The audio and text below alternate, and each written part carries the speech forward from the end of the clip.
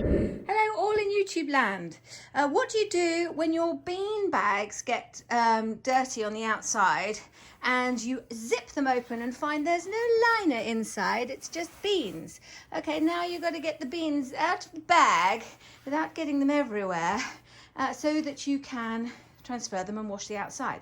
Well, the first thing I did was I went on Amazon and I bought beanbag liners.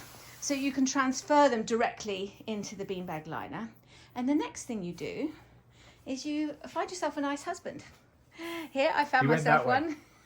I found myself one. Here he is. And what I basically did was I safety pinned the mouth of the liner to the mouth of the beanbag, so there was a tight fit, and then poured one into the other. So here we are. Popcorn's helping. Thanks, Popcorn. And pinning the liner all the way around the mouth here, and we're putting the original beanbag inside, about 2 or 3 inches inside the liner.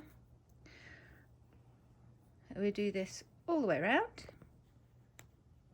Okay, so we've pinned it all in place, so one should seamlessly go into the other. Let's try it out.